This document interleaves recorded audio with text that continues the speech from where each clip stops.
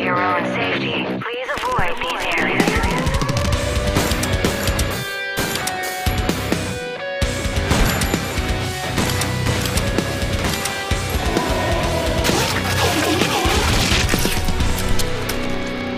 Salut tout le monde, salut Kevin. Salut. Ça va? Ça va et toi? Ça va très bien, merci. Bienvenue dans ce nouveau numéro de Classé 18+, un numéro dans lequel il y a du très beau contenu, puisque c'est un petit peu le fil rouge de l'émission. C'est vrai. Mais on va voir ça tout de suite avec le sommaire, qui est très bon lui aussi. C'est vrai.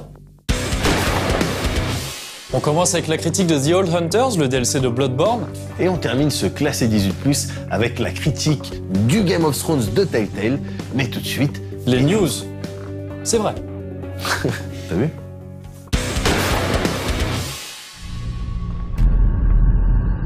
The number one killer is time. On commence ces news 18+ avec Quantum Break et ce dernier trailer en date balancé à l'occasion des récents Game Awards. Un teaser cinématique plutôt, dans lequel s'illustre Jack Joyce, le personnage principal du jeu. Pour rappel, les mécaniques les plus intéressantes tournent autour du contrôle du temps. On pourra effectivement le stopper ou le ralentir localement ou de manière plus générale, ce qui engendre des effets spéciaux dans tous les sens. Malgré cette petite présentation à laquelle on a pu assister à l'occasion du dernier Paris Games Week, il reste encore beaucoup à savoir sur le prochain titre de Remedy. On en saura de toute manière plus dans les semaines à venir, le jeu étant prévu pour avril prochain sur Xbox One exclusivement. What do you want to know?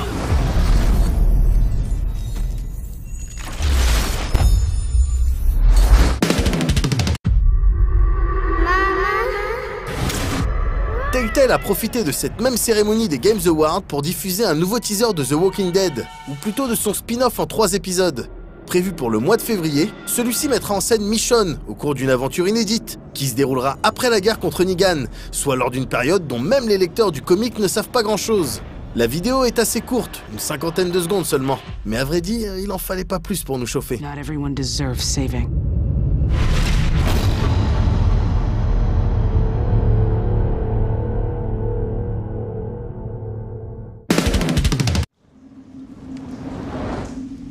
Ti dwayas pacem, adijam dwayas salwa daf daf.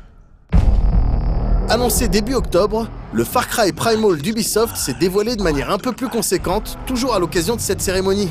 D'une manière qui rappelle ce qui avait été fait pour Assassin's Creed Syndicate, l'éditeur a dévoilé simultanément une nouvelle bande-annonce et une longue séquence de gameplay. Commenté par Jean-Christophe Guyot et Maxime Bellan, tous deux directeurs créatifs chez Ubisoft Toronto, cette dernière nous en apprend évidemment bien plus que le trailer sur ce que devrait être l'expérience Primal.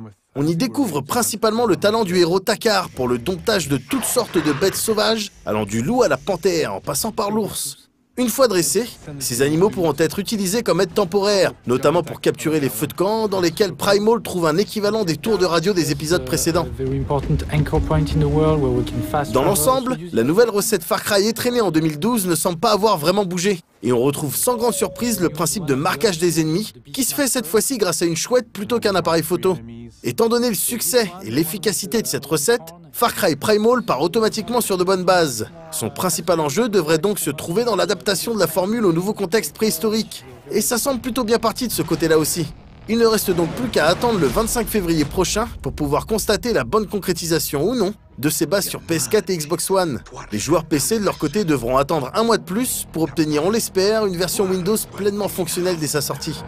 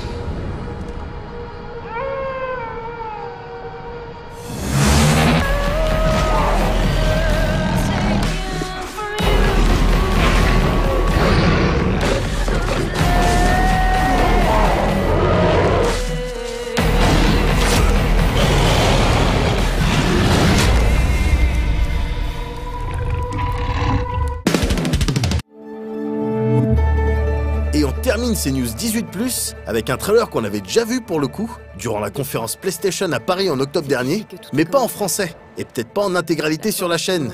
On parle bien sûr de l'exclu PS4 Detroit Become Human, de Quantic Dream. Rien de neuf à annoncer en revanche. Du coup, on vous laisse kiffer les images, parce qu'elles sont belles, et on en parle juste après. Et je suis venue à la vie. Je suis sortie de l'obscurité et j'ai ouvert les yeux. D'abord j'ai eu peur.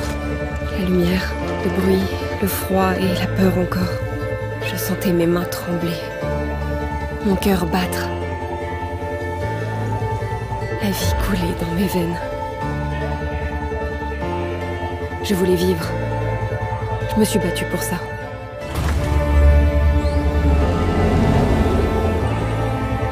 Il fallait que je découvre ce qu'il y avait dehors. Voir la lumière du jour. Sentir les rayons du soleil sur ma peau. La morsure du vent sur mon visage. Que j'apprenne le monde. Ses couleurs. Ses parfums.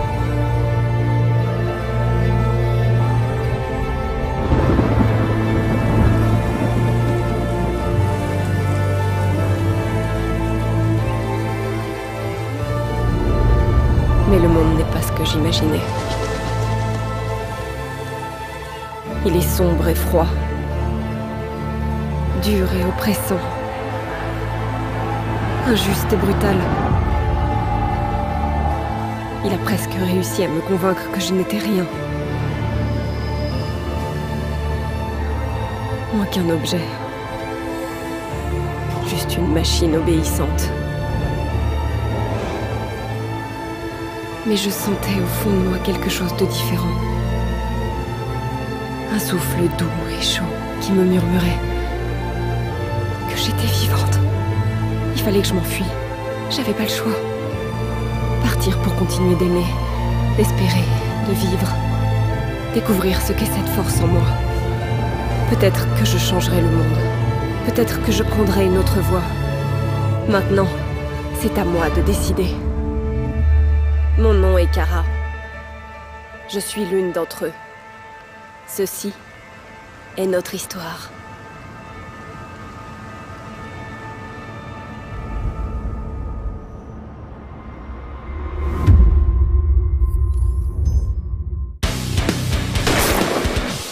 Alors donc, le Detroit de Quantic Dream. Ouais, bah écoute, c'était l'occasion de montrer un peu le trailer, vu qu'on l'avait pas montré entier dans les deux JV dans lequel on en avait parlé. Il avait été annoncé donc à l'occasion de Paris Games Week, enfin de la conférence Sony en marge de Paris Games Week. Oui, bah fallait montrer le trailer, hein. Écoute, tu sais, je crois, et vous savez, enfin j'ai déjà eu l'occasion de le dire, moi je suis pas emballé du tout par ce jeu. Ouais, mais justement pour revenir un petit peu sur nos feelings, toi effectivement, t'étais pas trop. Non, moi c'est principalement le discours qu'il y avait en guise de présentation pour ce trailer et pour le jeu, mais aussi qu'on voit dans le trailer, hein, de toute façon, de « Ah, suis-je vraiment un robot humain? Qu'est-ce qui se passe? La pluie qui tombe sur mes mains voudrait-elle dire que je ne sais pas? Et plus tard, je vais me doucher toute nue. Ça, c'est un jeu 18+. » Non, ça m'énerve. Voilà, parce qu'il y aura probablement une scène de douche. Bah, sinon, mais c'est oui, pas alors c'est sûr que bon là, il arrive sur des thématiques qu'on connaît un petit peu, qui ont déjà été traitées et parfois de manière très brillante dans des films, dans des livres. Ou et même des jeux d'ailleurs. Donc, bah du coup, moi je suis plus en mode curieux parce que tu sais, j'aime bien laisser la chance au truc. C'est vrai. Donc là, je sais qu'on arrive sur une thématique connue, mais bon, regardons ce que tu vas en faire. C'est ça. Voilà. C'est ça. Et si on devait s'amuser à essayer de déduire ce que tu vas en faire en voyant ce que tu as fait jusqu'ici, bon, bah, chacun se fera son avis. Après, seuls les fins analystes peuvent peut-être se dire que peut-être il y aura du QTE. On sait pas trop. Mais on verra bien. En attendant, ce qui est concret, Kevin, c'est la critique qui vient juste là. Juste là, maintenant, c'est-à-dire The Old Hunters, le DLC de Bloodborne. Voilà. Ça, c'est du 100% concret, ça. Ça, c'est tangible, ça. Ça, c'est...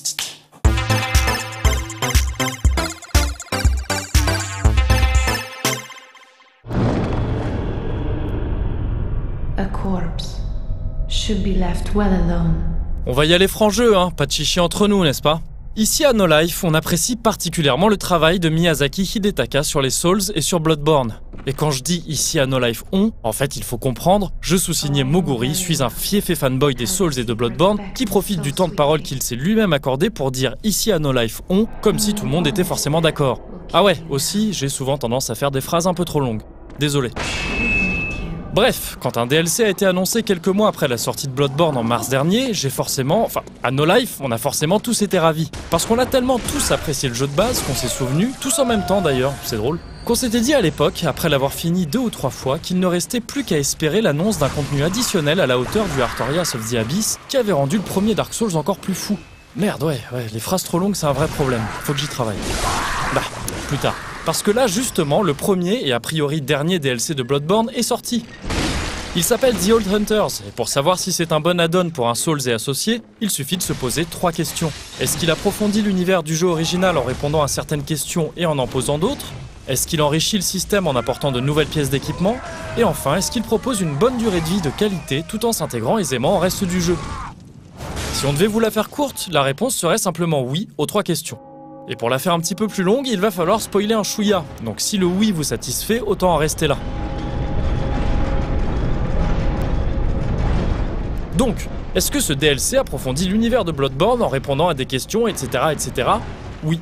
The Old Hunters nous propose de visiter le cauchemar du chasseur, un endroit qui, comme son nom l'indique, n'est peut-être pas tout à fait réel, en imaginant que ça puisse vouloir dire quelque chose dans Bloodborne. Selon le jeu, il constitue le lieu où se retrouvent et finissent par errer éternellement les chasseurs enivrés par le sang. Concrètement, le cauchemar est divisé en 3 grandes zones, dont la première rappelle fortement le faubourg de la cathédrale de Yharnam, déjà exploré dans le jeu de base, ici présent dans une version distordue. Plus tard, ce sont les laboratoires de l'église du Remède que l'on pourra explorer pour en apprendre davantage sur les expériences qui y étaient menées. Car, comme le suggère assez bien le titre de l'extension, le cauchemar du chasseur est plongé dans le passé. On y croise donc de vieilles figures évoquées mais jamais rencontrées dans le jeu original. C'est Ludwig ou c'est Laurence, dont on connaissait l'importance capitale sans arriver à en dessiner clairement les contours. C'est désormais chose possible, et certaines grandes questions trouvent donc des réponses, tandis que certains nouveaux PNJ et leurs rares lignes de dialogue en posent de nouvelles, et permettent même une nouvelle interprétation de tous les événements du jeu. Le cauchemar est aussi hanté par de nombreux chasseurs d'antan, parmi les premiers du métier, qui combattent ici inlassablement des bêtes apeurées et très faibles. En éliminant certains de ces chasseurs, on pourra récupérer leur accoutrement et leur équipement, ce qui sera évidemment l'occasion de réunir de nombreuses informations très précieuses grâce à leur description, et qui nous amène naturellement à la deuxième grande question. The Old Hunters enrichit-il le système de jeu en apportant de nouvelles pièces d'équipement? Oui. En tout, on peut compter 16 nouvelles armes, dont 5 de main gauche, 2 outils de sortilège, 3 runes et 8 sets d'armure plus un casque un peu spécial. Très utiles, comme on l'a vu grâce aux nouvelles lignes de description qu'ils offrent, ces objets sont aussi tout à fait plaisants à découvrir et à manier. On y trouve entre autres une Gatling qui pourra à elle seule motiver la conception de nouveaux types de builds, ainsi qu'un arc, le premier du jeu, ou encore une épée mythique très connue des fans de From Software. Et le nombre conséquent de ces nouveaux équipements permet de recevoir des cadeaux tout au long du DLC, qui est un grand festival de générosité et de découverte. Mais si toutefois ces outils de mort inédits ne devaient pas suffire, et c'est assez probable étant donné que le contenu de l'extension est assez corsé, particulièrement en New Game Plus, une nouvelle cloche permet d'invoquer des PNJ pour combattre les boss, d'une manière similaire à celle des Dark Souls. C'est d'ailleurs une nouveauté qui s'est appliquée gratuitement à l'ensemble du jeu, puisque ces Old Hunters sont disponibles tout au long de la partie depuis le patch 1.07, qui a également ajouté un nouveau serment multijoueur, la Ligue. Et ça nous amène donc à la troisième question. Est-ce que le DLC propose une durée de vie conséquente et de qualité qui s'intègre bien dans l'expérience générale? Alors, oui et non. Mais c'est un tout petit non, hein, dû au fait que, comme le veut la tradition, l'accès à l'extension n'est pas facile. C'est-à-dire qu'elle est plus ou moins cachée dans le jeu, au point qu'il est très difficile de la trouver tout seul. Et si ça fait partie des prérequis pour la série et que ça a un charme fou, c'est aussi assez dommage de se dire qu'on va tous se contenter d'appliquer les directives d'un guide en ligne pour y accéder. Mais à part ça, en fait, oui, évidemment que ce contenu additionnel propose une belle et longue expérience, bien intégrée au reste. On y trouvera 3 zones donc, dont une qui joue très habilement avec nos souvenirs de Yharnam et les réflexes acquis, ainsi que 5 boss dont un optionnel. Et parmi ces boss, on compte peut-être le meilleur du jeu entier, qu'il n'est pas étonnant de voir orner la jaquette de la version boîte de l'extension. Il faudra compter entre 10 et 15 heures pour faire le tour du DLC la première fois, et on peut y accéder n'importe quand avec un personnage de fin de partie, ou en 2 ou 3 heures maximum avec un nouveau chasseur. Ça n'est toutefois pas spécialement conseillé, The Old Hunters étant, comme on l'a dit plus haut, assez dur. On y trouve sûrement le contenu le plus difficile du jeu dans son ensemble, comme c'était le cas dans Artorias of the Abyss en son temps, et c'est après tout assez logique et bienvenu de la part d'un contenu additionnel adressé à ceux qui ont déjà retourné le jeu de base. The Old Hunters fait d'ailleurs beaucoup penser à Artorias of the Abyss. Il a la même saveur mêlée de passé et de nouveauté, la même ampleur, le même poids une fois remis dans son contexte, et donc, tout No Life s'accorde à le dire, la même qualité.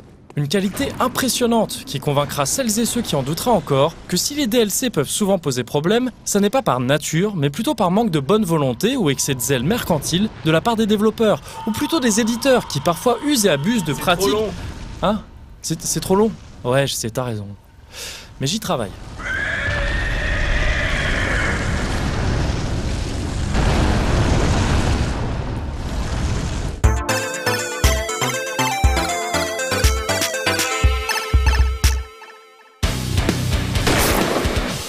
Bon mais voilà, comme je l'ai dit dans la critique, en fait c'est très simple quand tu as affaire à un DLC d'un Souls ou de Bloodborne. Ouais. Tu te poses 3 questions, donc est-ce que ça apporte du nouveau contenu en termes d'armes? Ouais. Est-ce que ça répond à d'armes et d'équipements? Est-ce que ça répond à des questions sur l'univers? Est-ce que ça en pose d'autres? Ouais. Et est-ce qu'il y a du bon contenu et de la bonne durée de vie, c'est-à-dire des boss et beaucoup de choses à faire? Ouais. Bon bah la réponse est oui à ces 3 questions, donc c'est un très bon DLC.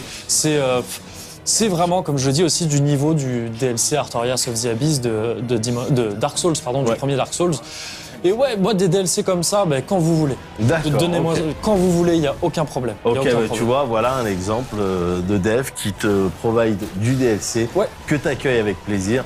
Si c'était toujours comme ça serait bien. C'est ça, d'autant que ça vient pas très longtemps après la sortie du jeu. Ouais. C'est assez longtemps après pour pas qu'on se dise ça aurait pu être mis dans le jeu de base, bien mais sûr. pas trop longtemps après non plus. On n'a pas trop à attendre, d'autant qu'en plus là il y a Dark Souls 3 qui sort dans pas très longtemps. Évidemment. Donc ouais, c'est bien. On a des nouvelles choses à bouffer comme ça en attendant. C'est très très cool. Moi je suis très content de voir ça. Comme j'ai dit dans la critique aussi, je me souviens que le premier truc que je m'étais dit en sortant de Bloodborne à l'époque où je l'ai fait plein de fois à sa sortie, c'est j'ai hâte qu'il y ait un DLC. C'est rare les jeux qui me font dire ça. Vrai. Et j'ai pas été déçu par le DLC, voilà. Eh ben écoute, c'est très bien. Maintenant, je te propose de regarder toute autre chose. C'est-à-dire, on n'est plus du tout dans les mêmes univers. Bon, s'il y a un petit peu de trucs, il y a un petit peu peu de dark fantastique. fantasy. Voilà. Pas dark, il y a un peu de fantasy. Oui, voilà, il y a un petit peu de fantasy. Si, il y a du dark aussi. Mais bon, bref, on va parler du Trône de Fer, donc un univers que j'aime bien, une série de bouquins que j'aime bien. Georges, si tu nous regardes, je te passe le bonjour. Si tu pouvais te dépêcher un petit peu soutenir pour la chaîne. Dernier tome. Oui, c'est vrai. Et oui, merci de soutenir la chaîne. Merci de nous regarder. On va donc parler du Trône de Fer avec Telltale, un studio du coup que j'aime bien, moi aussi, parce qu'ils ont fait des belles choses ces dernières années. Donc a priori, ok, Game of Thrones, Telltale. Bon faites voir ce que vous avez fait.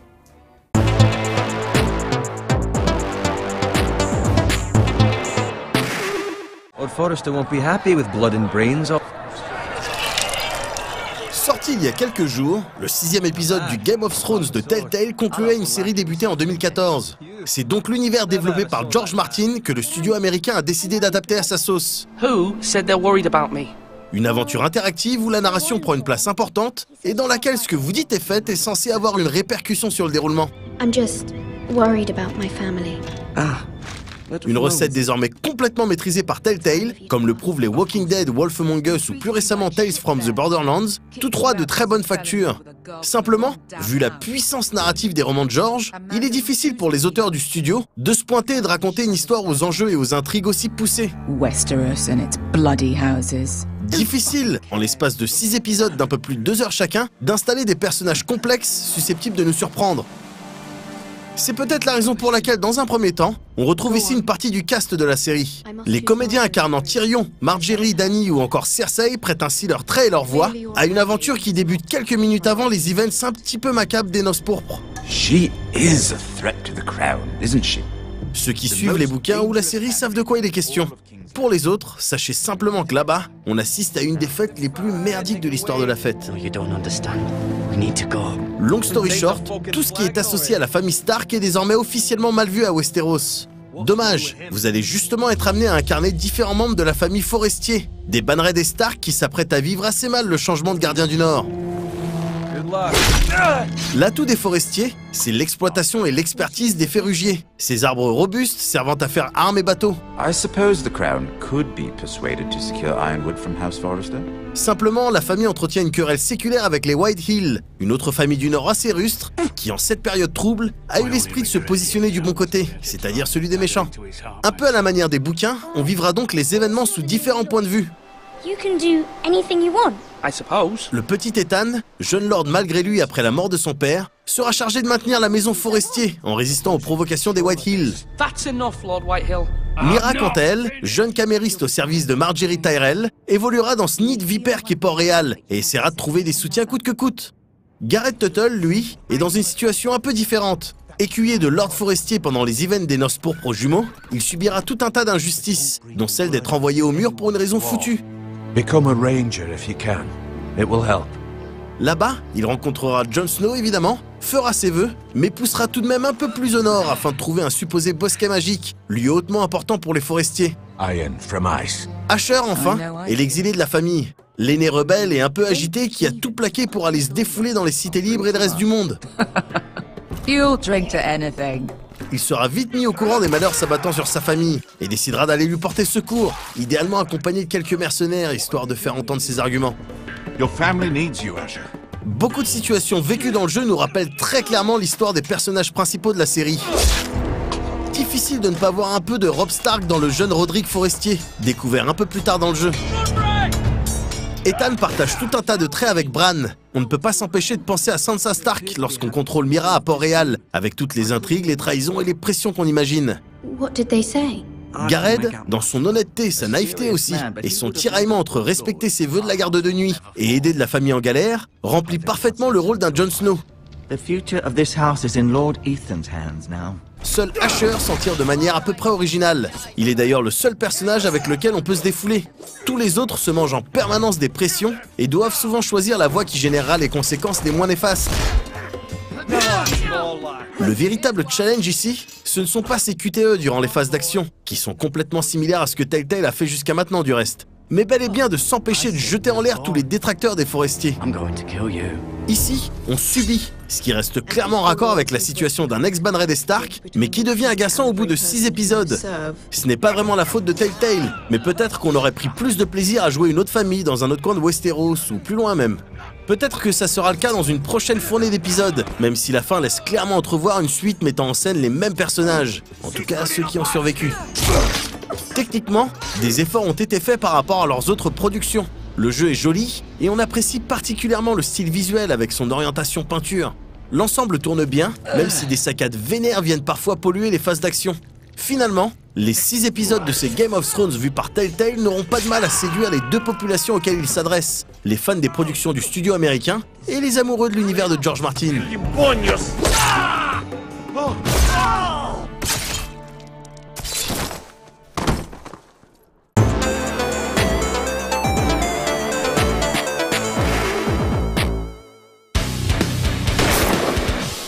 Alors voilà, d'une manière générale, le challenge du jeu, c'est vraiment de garder son sang-froid, en particulier durant les premiers chapitres, avec quasiment la totalité des personnages que tu es amené à jouer, parce que on te met devant des situations mais merdiques. À chaque fois, on te pousse, on te fait des trucs, mais ceux qui suivent Game of Thrones, vous voyez un petit peu les fois où vous avez eu envie de mettre des gifles à Geoffrey.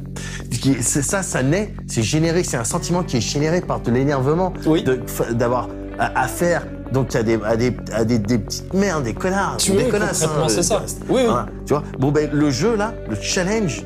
Je veux dire, ça pourrait même être compris comme, tu sais, un jeu de plateforme. Il y a du challenge, il y a du timing et tout. Là, le challenge dans Game of Thrones, c'est de pas péter un câble et pas de choisir systématiquement les options. Mais jette-toi en l'air. Donc c'est vraiment difficile. C'est un vrai challenge de sang-froid. C'est une difficulté. Je trouve ça pas mal dans le principe parce que c'est vraiment, et tu le dis en fait en parlant de la série et des bouquins plus particulièrement, en fait, quand tu regardes les personnages du Trône de Fer, c'est toujours le problème qu'ils ont. Chaque personnage, et ceux qui n'arrivent pas à garder leur sang-froid, ils finissent tous mal. mais tous mal. Bah, je crois... Peut-être une ou deux exceptions près, mais je suis même pas sûr. Tous ceux qui, à un moment donné, se sont dit non, mais ça finit mal. Ou qui étaient du côté de la justice ou non. Oui, y en mais a c'est pas. ça, trop de zèle, pas de zèle. Voilà, pas il n'y de en a zèle. pas à cette époque-là. Il n'y avait pas les tribunaux, il n'y avait pas les. Non. Enfin, c'était les tribunaux bizarres de c'était très Réal qui disaient bon, mais si t'as un gros soldat à côté de toi, envoie-le, ce sera ton avocat. Ce serait peut-être plus simple si ça se passait comme ça, tu sais. T'as un ami super fort, tu fais bah vas-y. Bon, c'est lui qui me défend, au sens propre. Et les avocats commis d'office, ce serait. Mais bon, bref, voilà, c'est la difficulté du jeu. Il n'empêche que l'ensemble est très bien écrit parce qu'ils savent écrire. Oui, Telltale, c'est leur fond de commerce. Telltale, pour ceux qui n'ont pas Telltale. Raconter des contes. Voilà. Donc, ils savent très bien écrire. Maintenant, c'est vrai que c'est difficile de se pointer, de raconter quelque chose dans un univers qui a été écrit, qui a été imaginé et dans lequel il y a des personnages qui ont été, pareil, créés par George. Ouais, c'est compliqué, tu vois. Donc voilà, c'était un petit peu, j'imagine, un des enjeux du jeu. Mais bon, moi j'ai pris du plaisir. Okay. Est-ce que je vais en prendre dans 2 semaines, Kevin?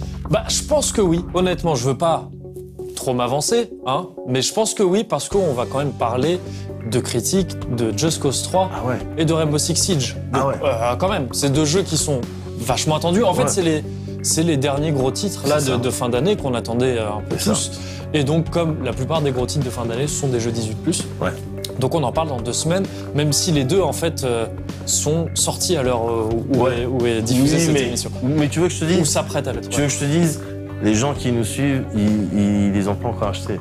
Non, parce que c'est ça. Ce qu'ils savent attendre. C'est ça. Ce qu'ils savent que la patience est mère en tout cas, il vaut mieux que force. Que 2, tu l'auras. Voilà. Allez, on se retrouve dans 2 semaines. D'ici là, on taffe un peu nos expressions. Ouais.